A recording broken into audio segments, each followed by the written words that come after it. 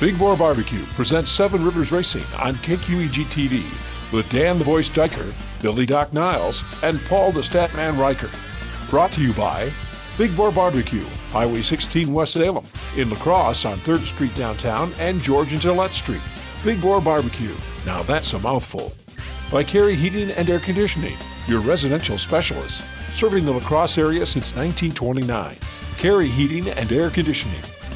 Hi, race fans. Welcome in. Another big race show coming your way. I'm Radio Man Dan Dyke along with Paul the Statman Reichert, Billy Doc Niles sitting right down there. We want to welcome you into Seven Rivers Racing, being brought to you by, well, those people you see behind us that did that fantastic poster. Of course, that is Big Boar Barbecue. Yep, fansarena.com. Hey, Paul screwed it up that time. Bill was late, too. I was like first, second, third horse race right there. Epic Media and Vinyl, back 40 wraps, Carey Heating and Air Conditioning, and Big Boar Barbecue. I was there for lunch last week. Yeah.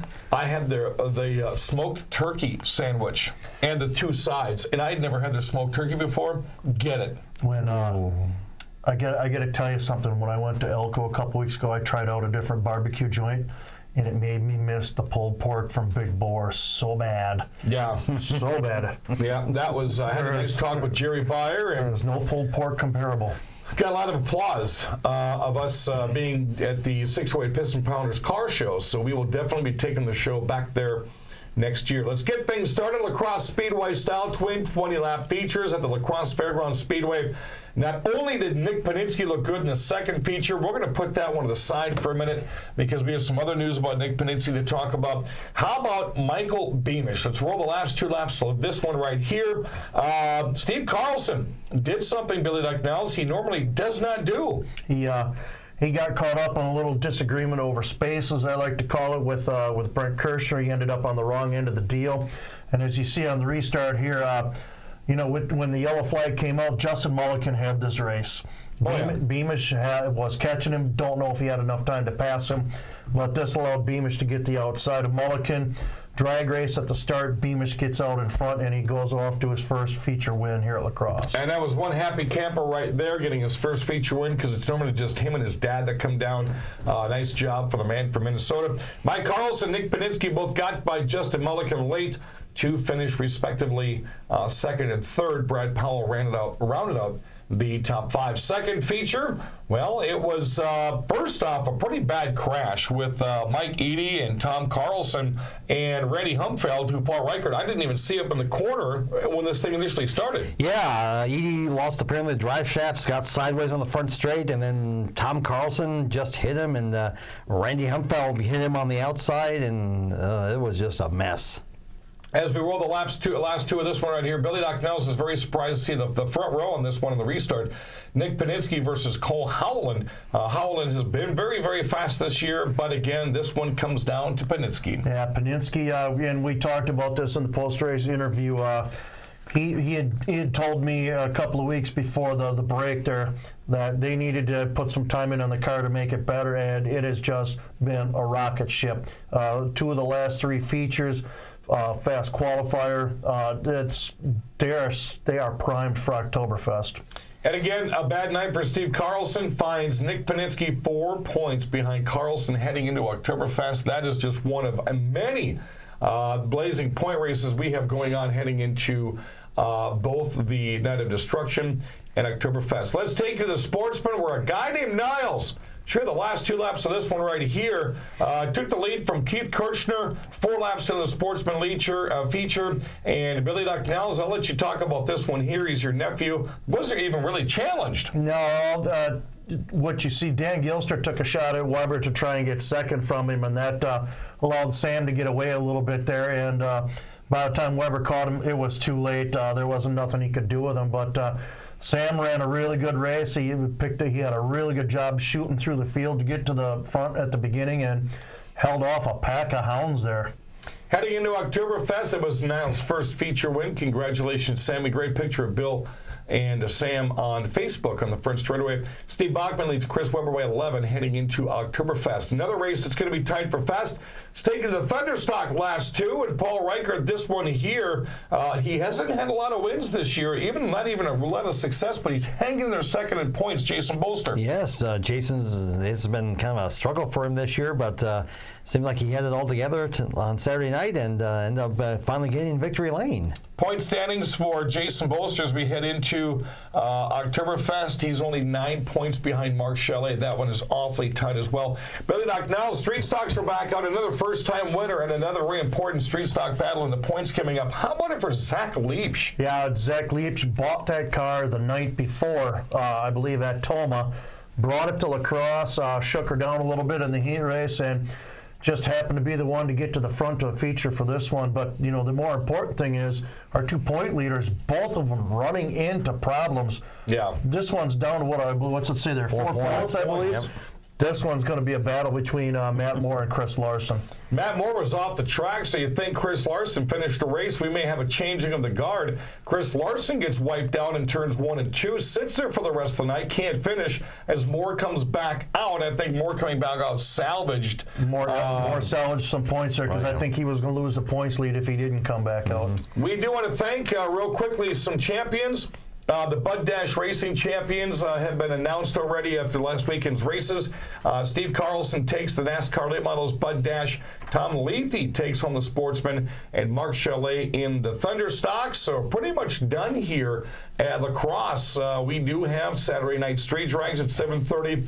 The Eva is our Night of Destruction coming up on September 8th. Go to an Auto Value Parts store starting on August 20th. You can get the discounted tickets, and we expect a great night there. Then, of course, we have Oktoberfest. When we come back, a couple of familiar names running in the Sportsman division at the Tomah Sparta Speedway last weekend. Huge, huge turnout for the Tim Meyer Memorial. That's next on Seven Rivers Racing.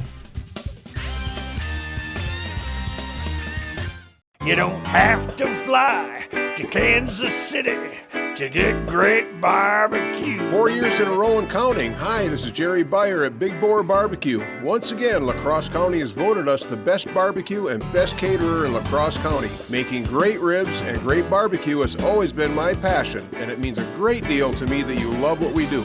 If you haven't tried our ribs, pulled pork, brisket, or smoked chicken, try it and you'll agree. Big Boar Barbecue, a delicious mouthful. Yeah! American Standard Heating and Air Conditioning is built to a higher standard, so you can focus on the problems in your life that actually matter. Hey, Dave. Like giving Jeff his ladder back before he takes it back. Or where to put the food when you both get the groceries.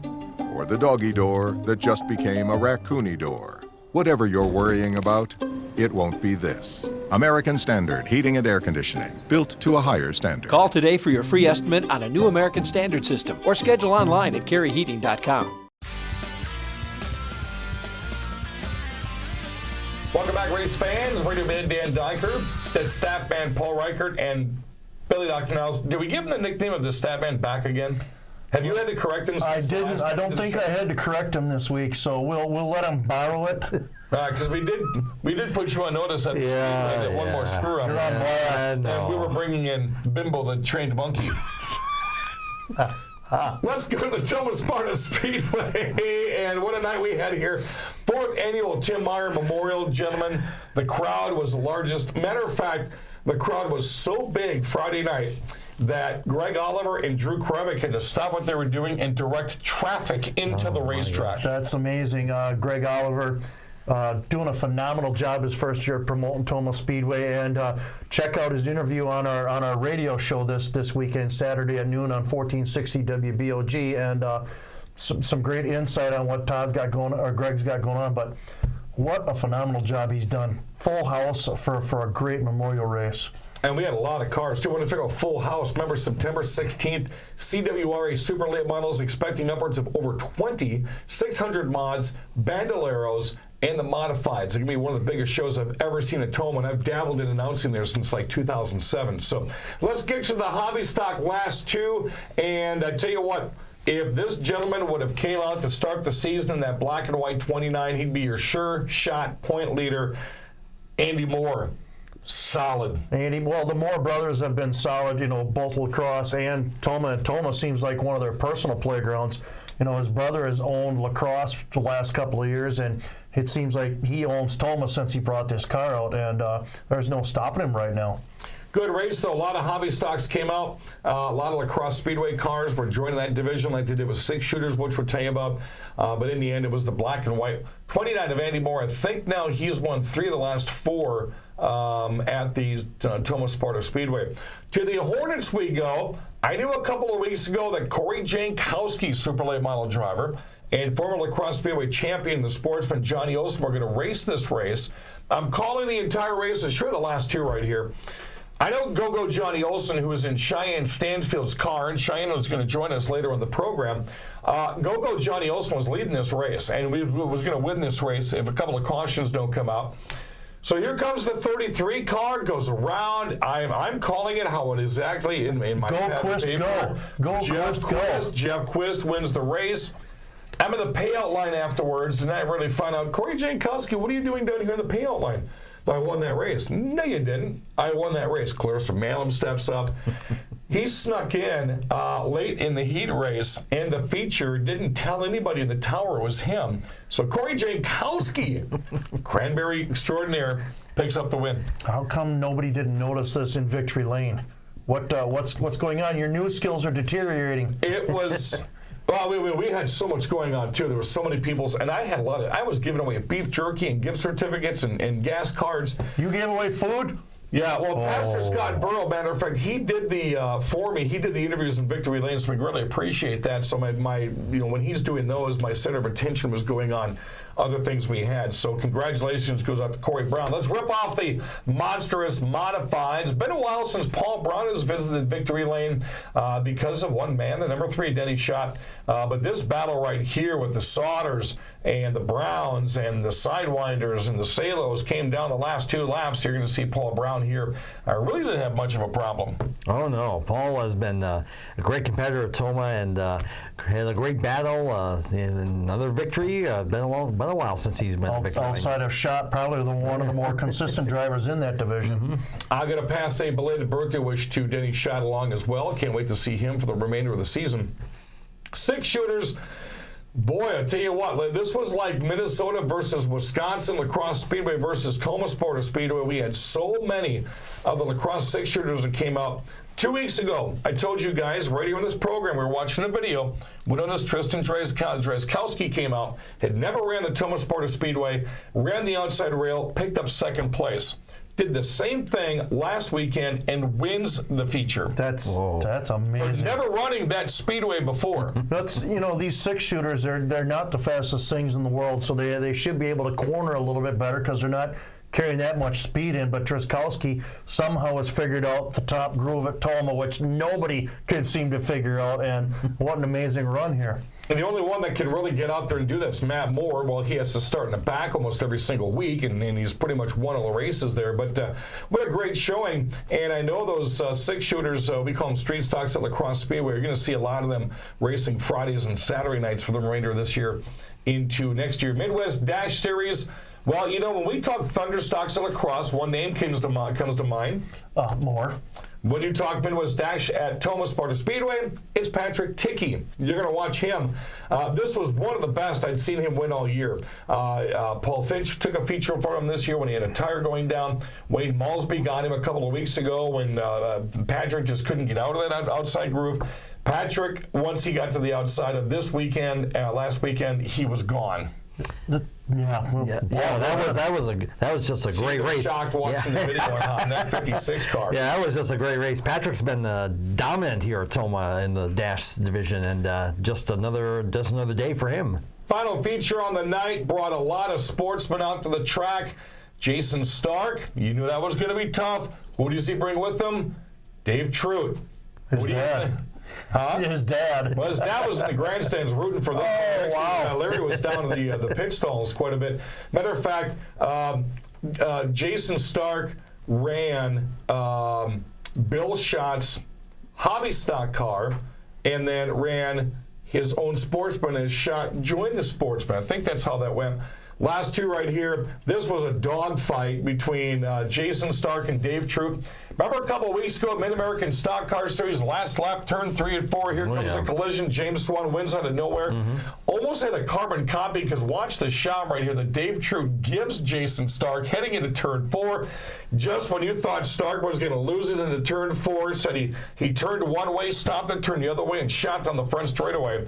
And he ends up beating Dave Troop. But I tell you what, the friendship and the bond those two have had over the past couple of years, and down with KBR Performance, is huge. You know, these two go back and forth at another South Central Wisconsin track on a weekly basis on Saturday nights. So they pit next to each other. They work on each other's cars.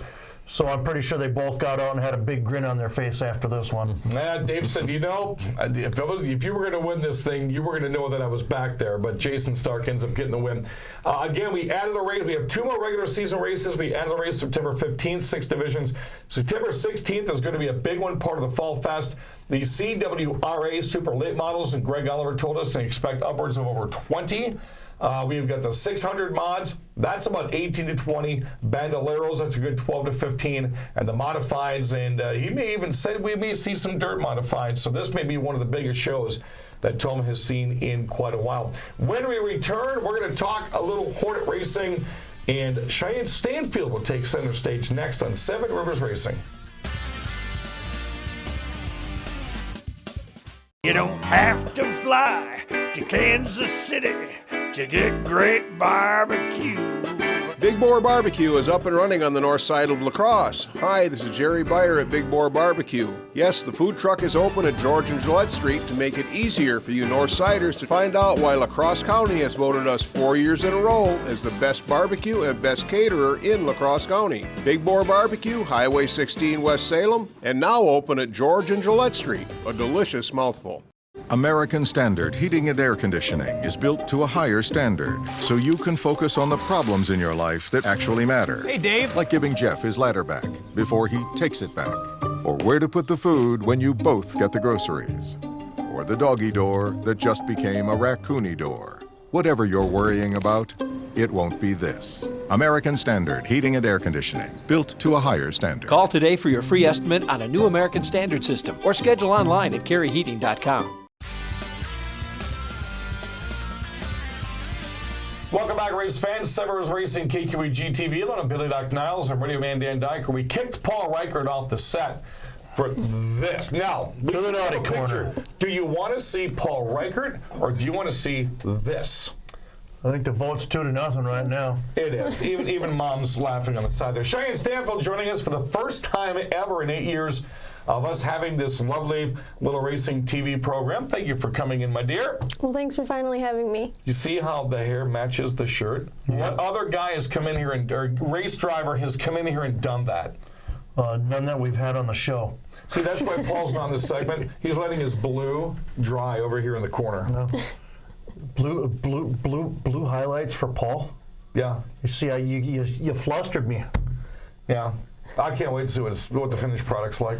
Cheyanne, fourth in points this year. Very, very impressive. And let's kind of rewind everybody that when they hear your name, the first thing people do go, oh, that's Johnny O's daughter. Oh, that's Darla Olson's daughter. One that sings national anthem. And she's at the fest and she's at race all the time. Let's talk Cheyanne this time. How long have you been racing? This is my 4th year racing. That's not bad. 4 years in, you're already 4th in points, straddling that 3rd place line. Yep. It's been kind of an up and down season for you. Talk about, because some of the nights I've seen you either get caught in something that is of your own doing, or you're just on a rail. That's just been that way for you this year. Yeah, there's some nights I'll come in, I'll get out of my car, I'll throw my helmet and say, I quit, I'm done. And then 5 minutes later, my dad calms me down, and I'm ready, in line for the feature. How many times did you do that over 30-some years? Every night. Now, 9 points out of 3rd is in this group is not that far away. Is this a goal that you set at the beginning of the year? Yeah, last year my goal was top 5, and I got 5th. This year it's top 3, and I'm still trying to get up to that 3rd position. That's attainable. Now, I know we talked a little bit on the radio show. Your dad said if you hit certain goals, you could move up. What are the possibilities of seeing you in a sportsman car in the next year or two? Probably not in the next year or two, because I mean, I'd want to practice before I go out there, but hopefully eventually I'm out there. Farah's got a car you can practice. Oh, I don't know if I want to practice a car that my dad hasn't set up, because I mean, I trust the champion. And you know, it was funny because we brought this up during the radio show as well with you, that you just don't. I mean, if the opportunity arises next year, hey, trying to have a sportsman car, yeah, I'm going to go in there, and then tell us what you told us in the radio show, why you don't want to do that fast. I would rather practice, get a hang of what I'm doing, go out there and be competitive. I don't want to go out there and look like a fool that just rides around in the back. I mean, I know you got to start somewhere, but I would rather get used to a car before I go out there and potentially wreck myself, wreck other people just by being in the way. Now, one of the things that impressed me, the car you're driving now was new to you last year. Yep. You seem a heck of a lot more comfortable behind the wheel this year than you were last year. Yeah, I think when I first got the car, I wasn't used to the way it drove, like the setup, and then I think throughout last year and then this year, we're just learning how to set it up more, like, so I know where to drive it in. I just am more comfortable on the track and in the car. Now, here a couple weekends ago, matter of fact, we're going to show you the highlights on today's show. This is kind of fitting that we have Cheyanne in, and her dad was in our highlights earlier when we were showing the Tomah Sparta Speedway highlights from last weekend. Dad takes third in the car while you and mom and child are on the hill. What are you thinking about Dad running around?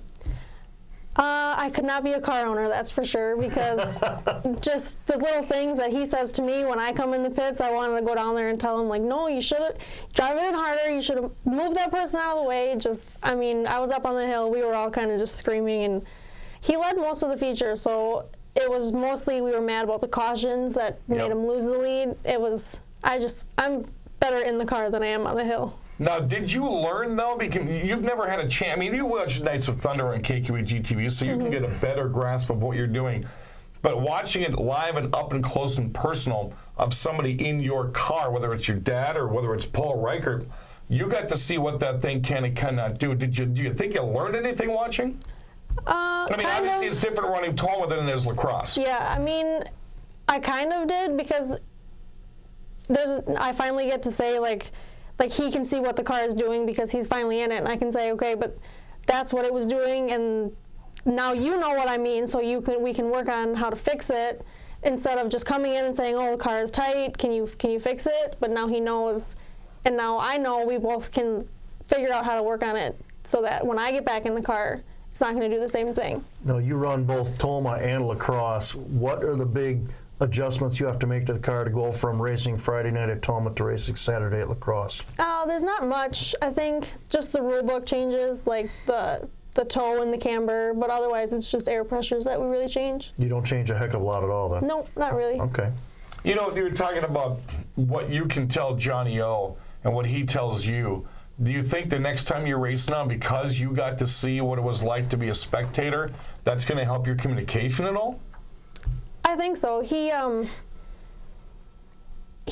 has a lot more experience than I do, so he obviously, I mean, he doesn't have much experience in a front-wheel drive, but I do, so he drives it in harder because, I mean, he's probably more, can I say ballsy?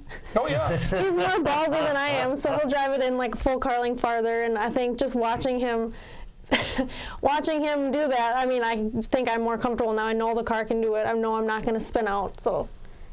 What about, you got 2 more races this year, Night of Destruction and Oktoberfest. Are you looking at getting a new car next year, or do you think this one is where you want it to be able to compete for that top spot? I think I'll keep this one. I mean, I know it's competitive with the other cars. We might make some changes just to get it to handle better or get more speed, but I think I'll be in the same car next year. Now the top 3 is the goal, and we hope you do it. We hope you have a great night the last couple of nights. What would the goal be for 2019?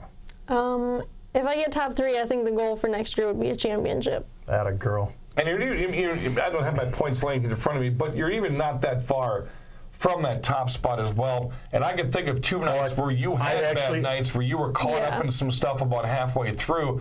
You eliminate both those nights, and you are up there right now. Last question before we get to your sponsors. I would consider a top 5 almost creme de la creme, especially when you're talking 30, 40, 50 cars on any given night. whether you finish 4th or 3rd this year, you are in the upper echelon of Hornet drivers 4 years in. Has that hit you yet that you are in that top group of Hornet drivers? I mean, being a girl, it kind of does, because I feel like you can't really say it's a guy's sport anymore when there's girls just as successful as the other guys out there, or even more successful. So I think it hits me more being that I'm a girl in there, and people look at it differently, and then I can have all the other little girls like, oh, that's what I want to do when I get older. I want to be like her. Cool. Yeah, I mean, I guess a championship will probably really make it hit hard. Okay, we got less than a minute left, and we see you brought them in, so you remember who's helping you out sponsorship-wise this I wrote year. it down this time. I got Silent Outdoors, Right Spot of Sparta, Bright Spot Bar and Grill of Sparta, Sears of Sparta, Surface Specialists, Cody Construction, Hotline Freight, Billy Bob's Garage, and Custom Design. All righty, Cheyanne Stanfield, you will see her Night of Destruction, what is that, Paul, September 8th? And then, of course, during Oktoberfest and in 2019. Greatly appreciate you coming on the program. Did a fantastic job. A lot of kudos. She talked more than the last interview we did with her. She did. Yes. And her mom's off camera, but we greatly appreciate what Darla's done for us this year and part of last year, coming on a dime's drop notice to the national anthem. So we greatly appreciate what you've done this year. And of course, we greatly appreciate Johnny as well. Paul Reichert is in the corner. We promised to bring him back with maybe blue hair next week. It's Billy Niles, Cheyanne Stanfield. I'm Dan Dyker. The program brought to you by Big Boar Barbecue, Carey Heating and Air Conditioning, Epic Media and Vinyl, Back 40 Wraps, and fansarena.com. Until next week, support your local short tracks. This has been Seven Rivers Racing. You've been watching Seven Rivers Racing on KQEG TV with Dan the Voice Dyker, Billy Doc Niles, and Paul the Statman Reichert. Brought to you by Big Boar Barbecue, Highway 16 West Salem, in La Crosse on 3rd Street downtown and George and Gillette Street. Big Boar Barbecue, now that's a mouthful. By Carey Heating and Air Conditioning, your residential specialist, serving the La Crosse area since 1929. Carey Heating and Air Conditioning. Thanks for watching Seven Rivers Racing on KQEG TV. You don't have to fly to Kansas City to get great barbecue. 4 years in a row and counting. Hi, this is Jerry Beyer at Big Boar Barbecue. Once again, La Crosse County has voted us the best barbecue and best caterer in La Crosse County. Making great ribs and great barbecue has always been my passion, and it means a great deal to me that you love what we do. If you haven't tried our ribs, pulled pork, brisket, or smoked chicken, try it and you'll agree. Big Boar Barbecue, a delicious mouthful. Yeah.